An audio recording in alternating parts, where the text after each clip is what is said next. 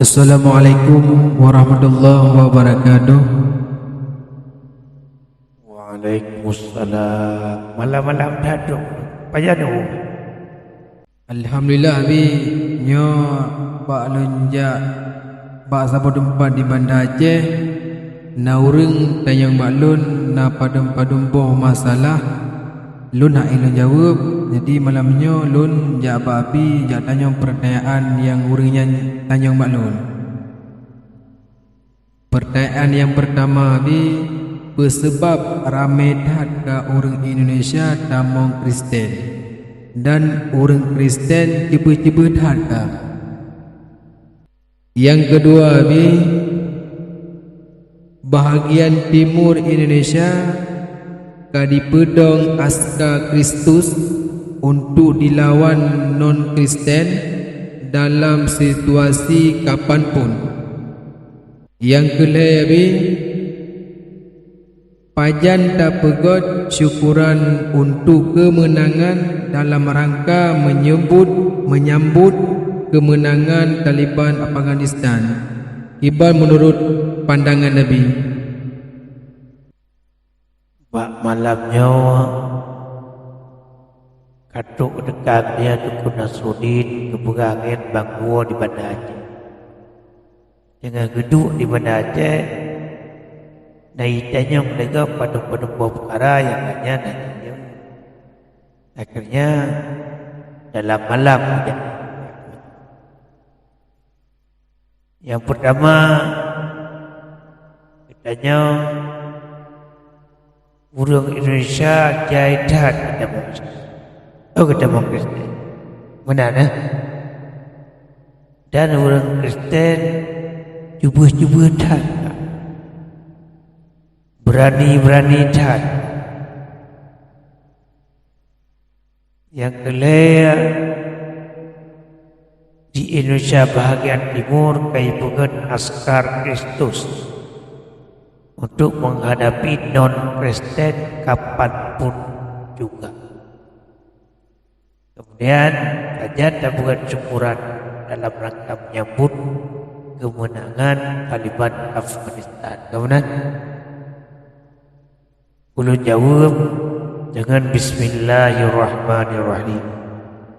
Alhamdulillahirabbil alamin. Asyhadu an la ilaha illallah wa asyhadu anna Muhammadar Rasulullah. La ilaha illa anta subhanaka inna kunna minadh dhalimin. Ya hayyu ya qayyum, ya dzal jalali wal ikram, ya arhamar rahimin. Allahumma salli wa sallim wa barik ala sayyidina Muhammadin wa ala alihi wa sahbihi wa azwajihi wa dzurriyyatihi ila yaumiddin. Amma ba'du. Kemudian boleh jawab pertanyaan yang pertama. Bahkan orang Indonesia lihat damang Kristen dalam zaman-zamannya, dan orang Kristen cuba dah. Yang pertama dia jawab dikarenakan hana kuat iman. Hana kuat iman. Yang kedua, nasabah kekuatan sihir daripada syaitan ataupun syaitan dihembus kepada manusia. Pertama yang lupa dalam negara. Akhirnya sihirnya dia haid atasi. Akhirnya lu tatamong dalam Kristen.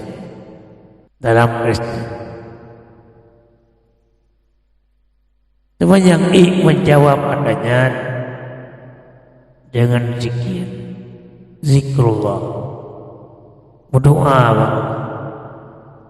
Subhanahu wa ta'ala. Kemudian yang paling getam zikir, yang lagi yang kebiasaan apa enggak?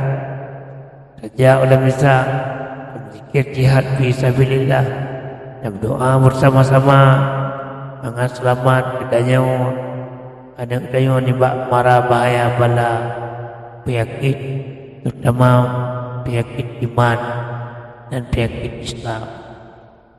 Mangat baik gaduh iman, mangat kuat iman dalam jiwa raga kedanya dan kedanya. Kemudian awaknya pekan ganas, pekan jebut-jebut dah. Kalian lapis bu ngeri-ngeri dah, jebut-jebut dah. Anak demakut baju ni.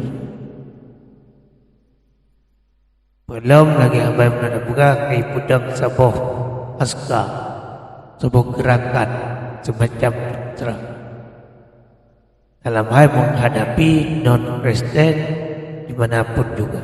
Dia menanti mereka betul pakai hai dan hansip umum buat apa Iwan tidak dalam doa sama-sama dengan zikrul jihad fi sabilillah.